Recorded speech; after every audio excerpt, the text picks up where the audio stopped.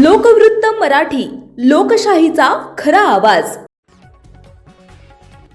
शिंदखेड्याच्या विकासासाठी सर्वतोपरी सहकार्य करणार नामदार जयकुमार भाऊ रावल। शिंदखेड्यात नमो उद्यानाचं भूमिपूजन संपन्न। शिंदखेडा शहराच्या विकासासाठी सर्वतोपरी सहकार्य करण्याचं आश्वासन राज्याचे मंत्री जयकुमार रावल यांनी दिले। शिंदखेडा येथील नमो उद्यानच्या भूमिपूजन प्रसंगी ते बोलत होते। या कार्यक्रमाच्या अध्यक्षस्थानी नगराध्यक्षा कलावती माळी उपस्थित होत्या। विविध मान्यवर अधिकारी, नगरसेवक आणि नागरिकांच्या उपस्थितीत हा सोहळा पार पडला।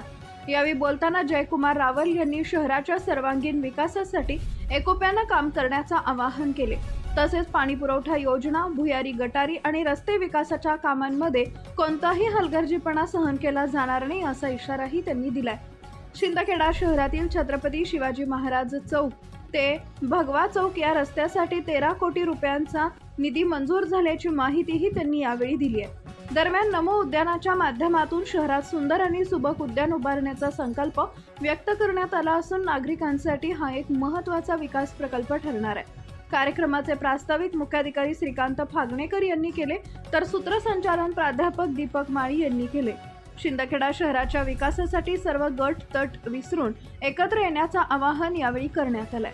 यावेळी गट नेते राकेश माळी, कृषी उत्पन्न बाजार समितीचे चेअरमन नारायण पाटील, शिरपूर उपविभागीय अधिकारी डॉक्टर शरद मंडलिक, जिल्हा कृषी अधीक्षक जगताप, उपनगराध्यक्ष उदय देसले, नगरसेवक मनोहर पाटील, चेतन परमार, दीपक देसले, सुनीता देसले, चंद्रकांत भिल, शीतल सोनवणे, सुयोग भदाने, पुष्पाताई सोनवणे, कमलताई पाटोळे, अर्जुन भिल, ज्ञानेश्वर सकट, अबुतालिब कुरेशी, डॉक्टर इंद्रिस कुरेशी, सुभाष माळी, राहुल पाठोळे, मनीष माळी, राहुल सोनवणे, प्रकाश चौधरी, निलेश पाटील, उमाकांत देसले, नगरपंचायत अधिकारी व कर्मचारी तसेच कॉलनी परिसरातील नागरिक, सामाजिक कार्यकर्ते मोठ्या संख्येने उपस्थित होते। मुख्य संपादक भूषण पवार। महत्त्वाच्या बातम्या पाहण्यासाठी आमच्या लोकवृत्त मराठी न्यूज चॅनलला यूट्यूबवर सबस्क्राईब करा आणि बेल आयकॉन प्रेस करा।